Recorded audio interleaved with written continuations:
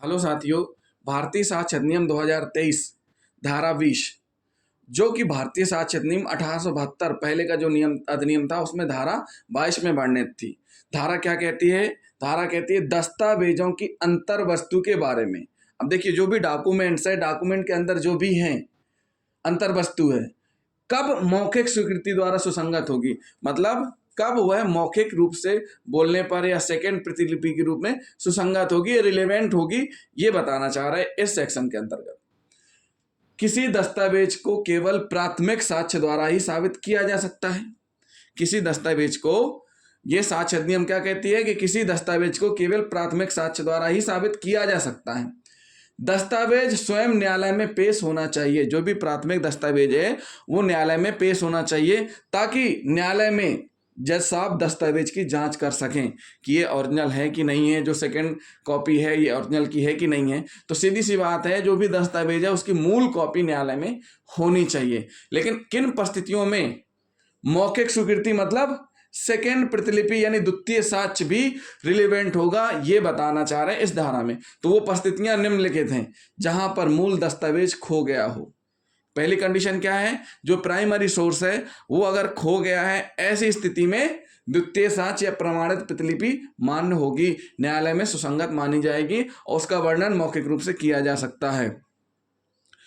जो भी दस्तावेज है विरोधी पक्ष के पास है, हमने 91 CRPC में आपको बताया है कि कोई भी ऐसा दस्तावेज जो विरोधी पक्ष के पास है और देने से इनकार कर दे और उसका सेकेंड कॉपी अगर दूसरे पक्षकार के पास है तो उसको पेश कर सकता है।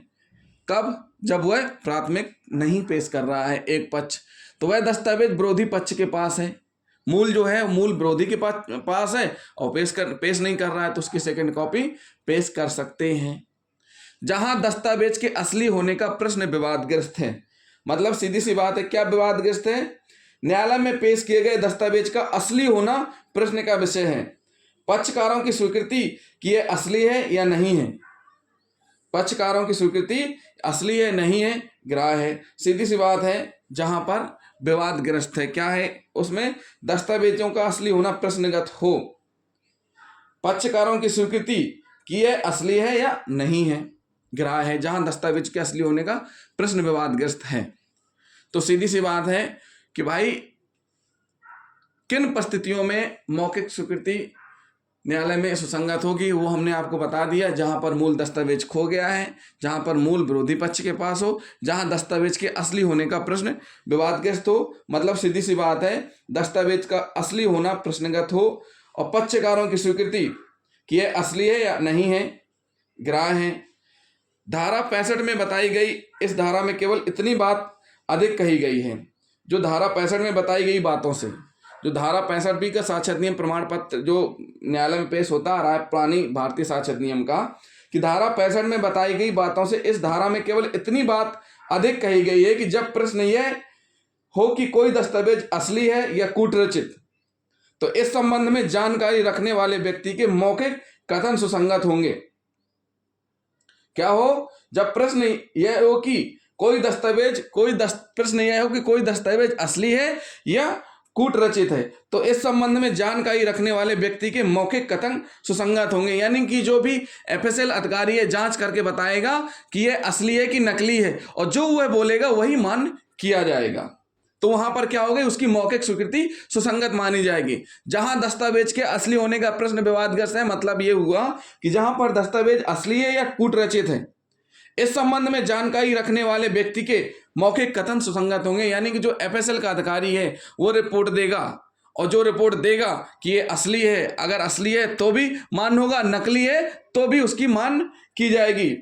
क्या की जाएगी? उसकी कथन या उसकी रिपोर्ट मान्य की जाएगी। यहां यह स्पष्ट है कि जिस साक्ष्य को जितना अधिक फर्जी बनाए जाने की संभावना होती है वह उतना ही कम विश्वसनीय होता है। क्या होता है? कम विश्वसनीय होता है। तो साथियों, सबसे मेन बात थी कि किन परिस्थितियों में सेकेंड प्रतिलिपि या द्वितीय साक्ष्य न्यायालय में मान्य होंगी। पहली, जहां पर मूल दस्तावेज खो गया है, मूल दस्तावेज विरोधी पक्ष के पास है।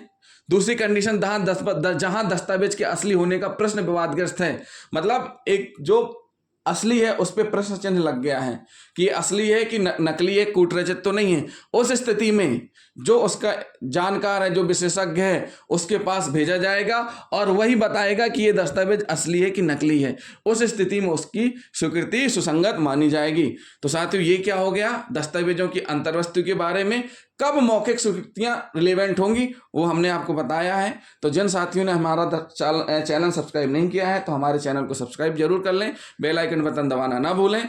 अगले वीडियो में हम 65 अधिनियम 7 अधिनियम की धारा 65 को लेकर के आएंगे, उससे संबंधित जो भी बातें उनको हम बताएंगे। तो साथियों, वीडियो को लाइक और शेयर करना ना भूलें। थैंक यू दोस्तों।